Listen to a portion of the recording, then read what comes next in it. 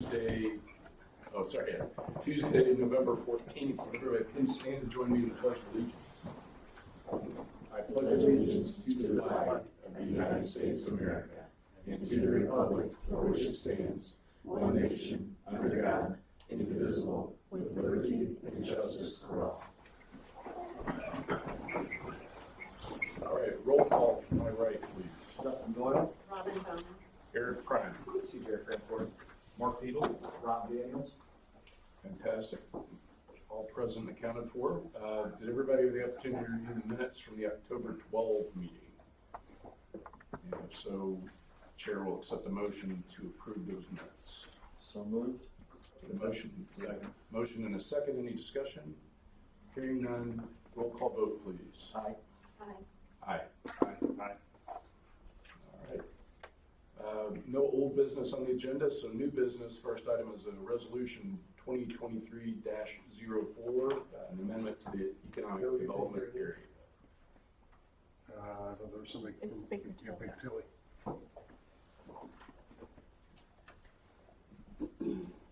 Good morning. This is Greg Balsano with Baker Tilly Municipal Advisors. I work with Heidi Hamsbaugh. I've been in front of you guys in the past. I'm here today to talk about the resolution 2023-04 for the economic development area amendment. Just to kind of give a high-level overview, I know Barnes and Thornburg prepared the resolution that you guys have in front of you as legal counsel on that procedure. And kind of a summary of what's going on with that amendment is certain parcels are being removed from the industrial park expansion allocation area. And those parcels, and in addition, some additional parcels are creating two allocation areas, which is the Sellers Market and Barrett and Stokely allocation areas. So those are being set with a base value date of January 1, 2023 for taxes payable 2024. Excuse me, so that will be the base date for this allocation area, assuming approvals are done and they've gone through. And the parcels will still remain, and the new ones will be a part of the consolidated economic development area, meaning that that is where the money can be used to fund various projects. So as a reminder, you have your economic development area, which is the larger boundary, and then within that area, you have different allocation areas. And that's where the money is generated, but it can be spent in larger. So that's kind of a brief touch up on the resolution, what that's in front of you today. I know we've discussed in the past. Doing this over the last few months, kind of the process, just kind of give you a brief overview of the timeline, is that today is the hearing on the declaratory resolution, and then it would go to the Planning Commission as well as the Town Council, and then it would come back to the Redevelopment Commission for a public hearing and also a final vote on a confirmatory resolution. At that point, the areas would be created if all those steps are completed. So again, we would prepare a tax impact statement and send to all the overall taxing units, including the town, at least 10 days before that public hearing when that is set. And do we have sufficient time for that to get back to us by our December meeting? Is that the plan? I'm not sure. I haven't seen the timetable yet. I don't know if Joe or Dave can comment. I haven't seen the timetable yet as to when those meetings have been set, but I do know that Rich Starkey from Barnes and Thornburg, it's his opinion that the base date will be set as of the date that the declaratory resolution is approved. Okay. So if that was approved today, it would still go back to that January 23, 24, even if this wasn't done until, let's say, January or so. Yeah, that's what I wanted to make sure of. Right. Anybody have any questions for Greg? Pretty straightforward, thank you. Absolutely, thank you. So we need a motion to approve resolution 2023-04 to amend the economic development area as stated. So moved. Motion, do we have a second? Second. All right, any discussion? Seeing none, roll call vote, please. Aye. Aye. Aye. Aye. All right, discussion items, Umbarger Plaza update, RDC fund commitment and bid awards. Let's do the bid awards first, okay? Sure. At least review the bids.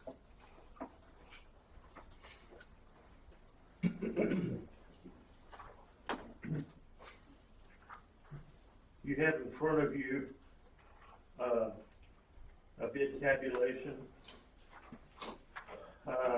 We received 4 bids and the low bid was $1,888,218. And it's the Weiss Construction, which is right across the railroad track here from us. The engineer's estimate was 2.174, so we did go below the engineer's estimate, which is a good thing. So the amount of funds that Adam has put in is for this project is $1,888,218 plus a 10% contingency. And I've asked him to put a 10% contingency in just in case there are any changes through the design or through the construction, which we know there is going to be, but at least that protects us at this point in time. So I wanted to look at that before Adam got into his part of it, just so you'll be aware what the numbers are. And at the end of this, after we probably ought to wait till Adam gets done, and then we'll need to have the board vote on the award of a contract to Weiss, and Trent can add to that at that point in time, okay? Sounds good. So Adam's gonna take the lead on the RDC fund commitment discussion. Yes. All right, Adam, you got the floor. Very good.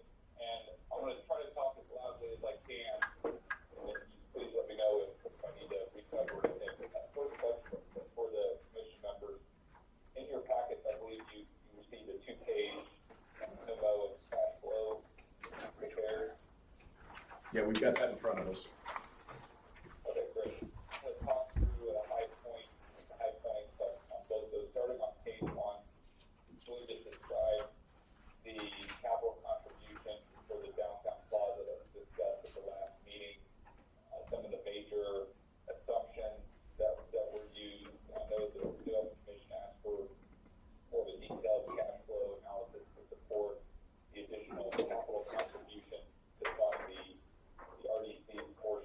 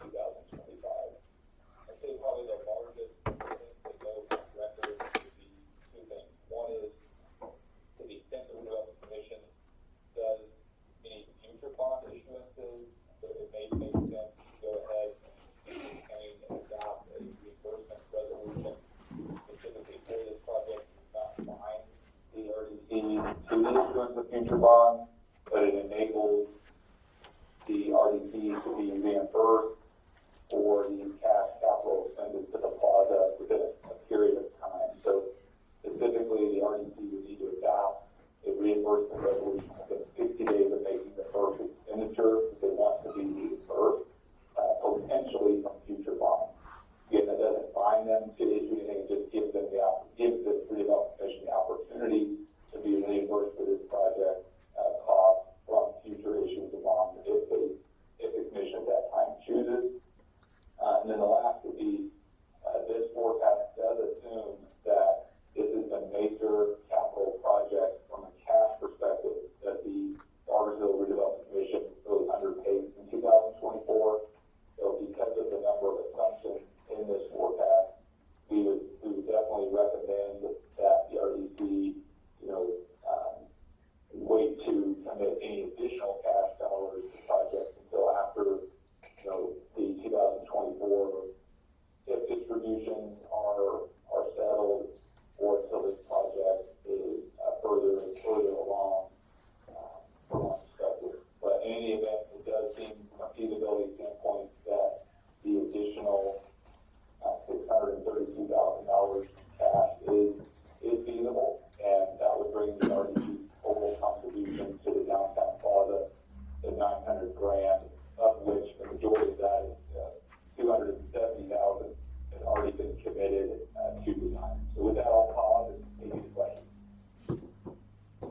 One thing I want to point out too, and Adam, correct me if I'm wrong, this does not project any income from the Barrett Stokely project, okay, as far as the land set. This is assuming nothing's going to happen. Okay.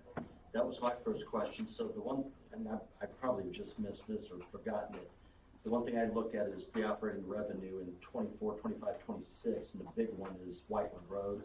Is that fairly certain, or is that, where does that come from? Yes, it's not certain, but it does come from the current certified incremental AVs, and then we do have a relatively modest growth rate of about 2% in that number. So while it's not certain, it is based on current certified known values with modest growth. Okay. And so, because I look at it and I see that in September 23, we had 131,540, and then basically the same in quarter 4. Are those set? We know those for sure. For next year, those are largely set, but they will be subject to, there are, collection risks still on that. So the 2024 numbers are the best estimates that we can provide as of this time. We ultimately have some risk in, whether or not any of those appeals may be contested, or to the extent that any of those taxpayers fail to pay their taxes as scheduled, at least in the current year. We have a little bit of risk there. Okay. Thank you.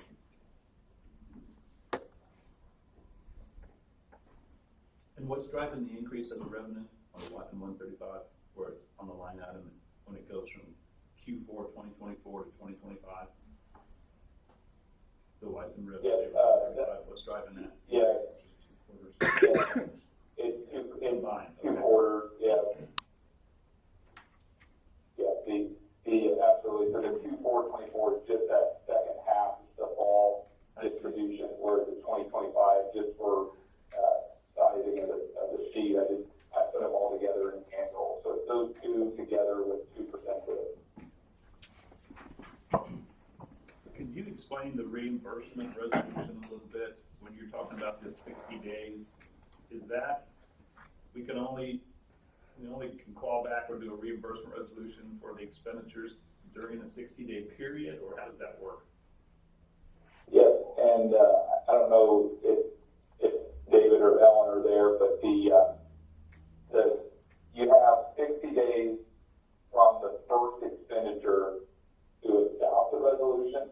So you can do it now or 6 days after the first dollar is spent. Okay, to sort of declare that expense is eligible to be reimbursed. And then off memory, I believe there is a 2-year potential timeline as well that sort of matches how far into the future you can go. But in short, essentially what that reimbursement resolution would do is take an active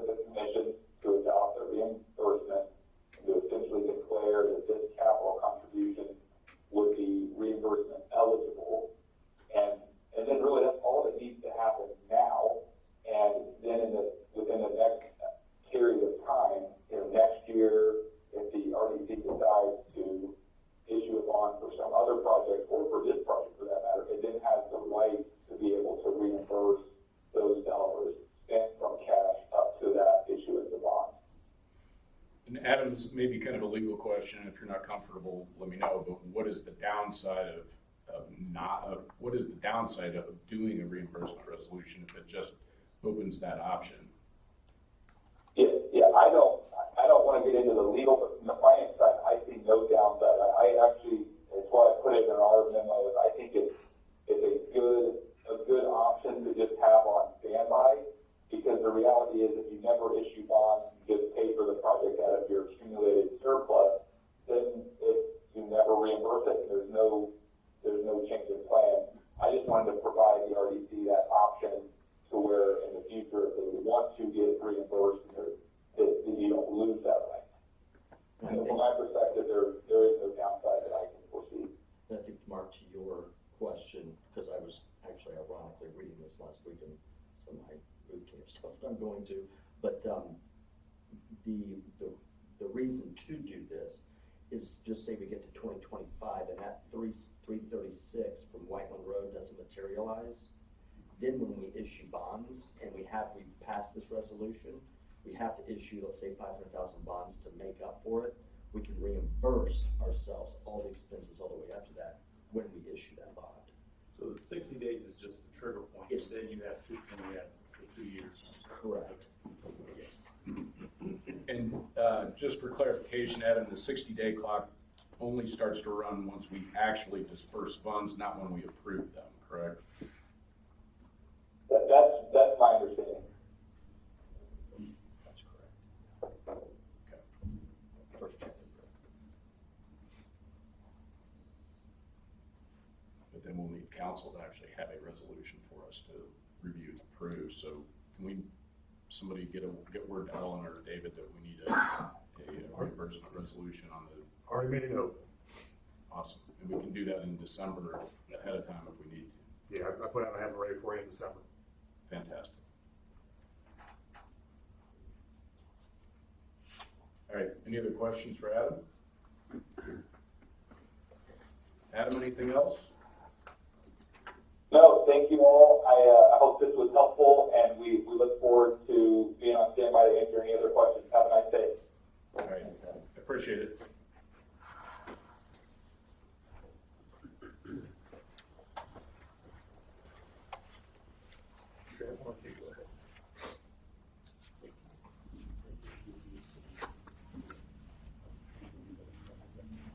All right, so taking these in the order they are on the agenda, the first is, and Dan, I understand we need, actually, before Trent gets going on the bid awards, we need to vote on the. I would listen to Trent, and then after that, make a motion to award the contract to. All right, we're gonna listen to Trent. Trent Newport, Crossrun Engineers, good morning. You have in front of you, along with that bid tab, a recommendation to award. So we went back and looked at all of the contract documents that the lease submitted, and everything looks to be in order. And so we would recommend that you award this project to them. That's the vote that we need. I would also recommend in that vote that you allow somebody, whether it be Dan, the town manager, or somebody to execute documents. We would basically work towards getting those documents all in place. We would start by having a pre-construction meeting with Deweese, and they'll come to the table saying what's their schedule. We've said all along that we anticipate that if weather allows, that the contractor would work over the winter, but that's yet to be determined. Basically, we give them the deadline of when it has to be done. The project has to be done, and they tell us when they want to get started. But 9.9 times out of 10, the contractor wants to get started as soon as they can, not to push up against any deadlines, and to be able to fill their plate with more work on the heels of this project. So we would anticipate that we could start seeing some action even before the end of the year out there if we get them going quickly. Be happy to answer any questions. Trent, are you satisfied it's the lowest bid and it's fairly substantially lower than the other three. Are you satisfied that the scope of work is the same, that there's nothing left out or different about what they're going to provide?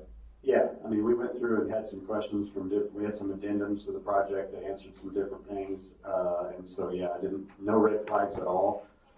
It is lower, but not, I mean, in the realm of what we deal with, it's not, to me, it's them having their office right across the street from this project and making sure nobody else gets it.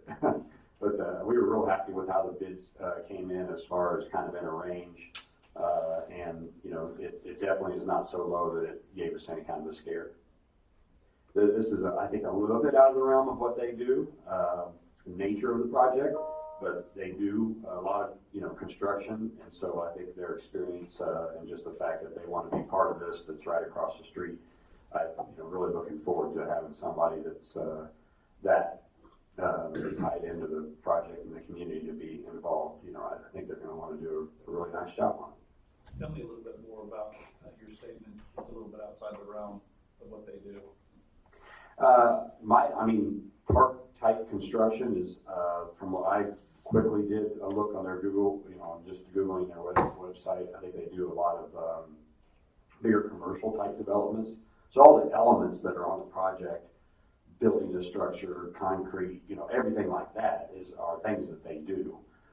I don't know that they go around the state looking for park projects to build, you know, but the pieces of it are all the same, and I think they probably said, you know, this is right out our window, and we want to be part of it in our hometown. So no pause at all. I just mentioned that it's not, you know, we were happy to see them bid, but it's not one of the contractors we expected to bid. Okay. So it almost sounds as if in code you're saying this is probably a smaller project for them? Yeah, I would say so. Based on what I've seen on their website, I believe it's not too big of a project for them at all. Yeah. Any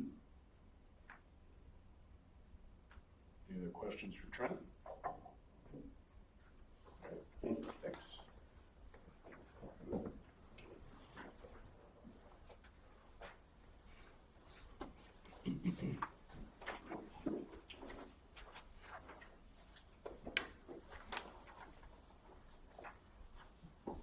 So I'm asking for approval to award a contract to the Weiss Construction and give me the authority to execute the contract. Do you have a motion?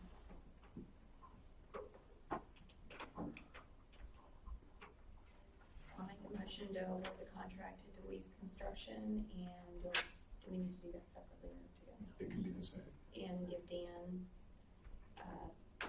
the ability to execute the contract. Second.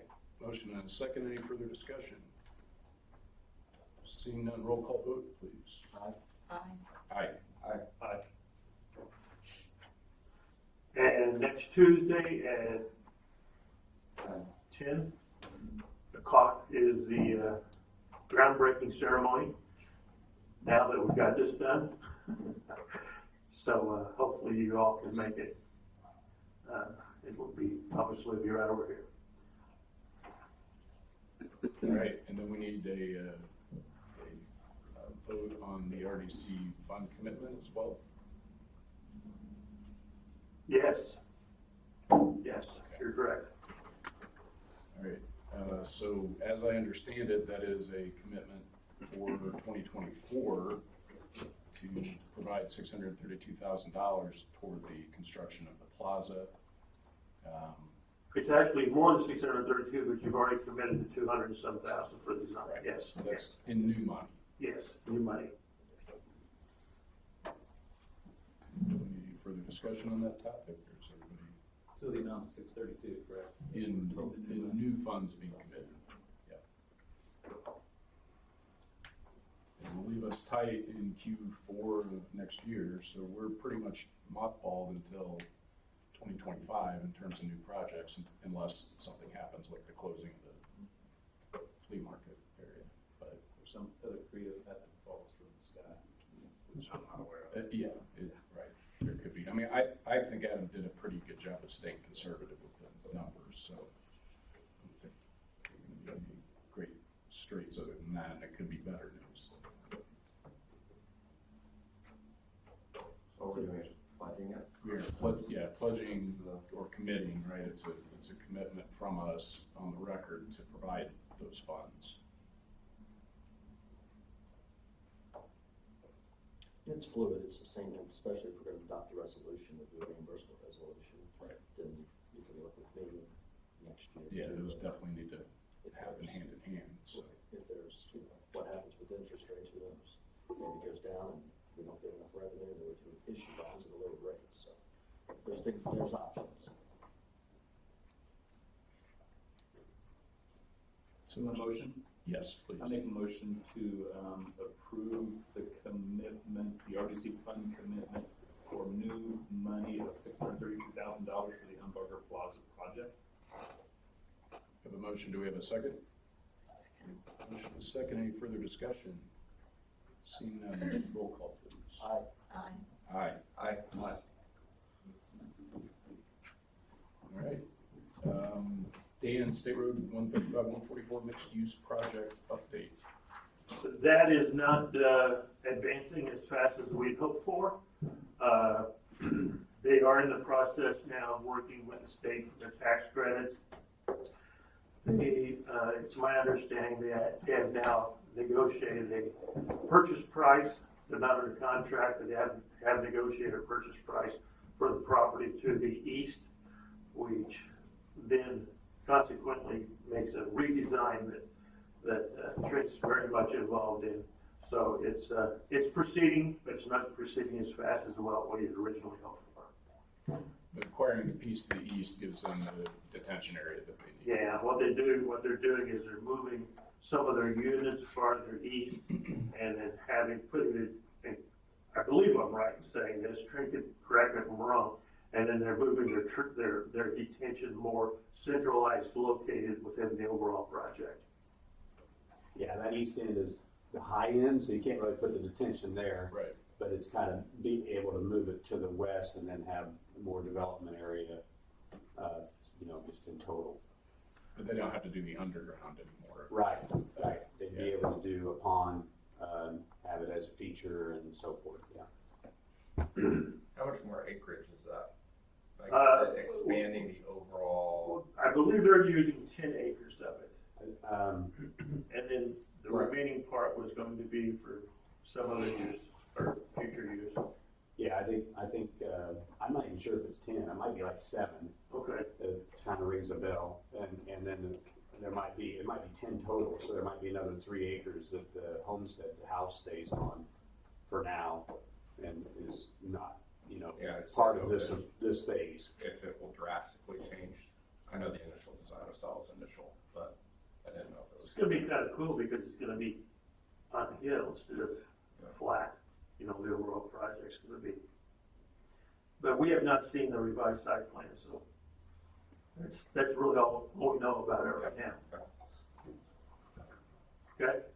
Okay, thanks, Dan. Final item on the agenda is review the budget and expense approval items.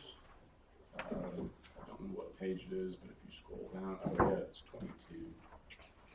And the packet has the 4 expense items from Utility Supply Company, Debbie Fredbeck, ADS, and Crossroad Engineers. So those expenditures need to be approved.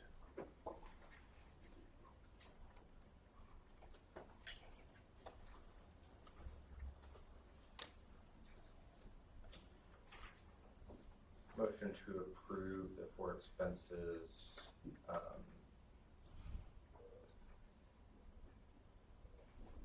for a total amount of $40,810.92. The motion, do we have a second? Second. Motion and second, any discussion? Hearing none, roll call vote. Aye. Aye. Aye. Aye. Aye. All right, that appears to be the end of the agenda. Anything from the floor? Seeing none, we are adjourned. The next meeting is December 14th.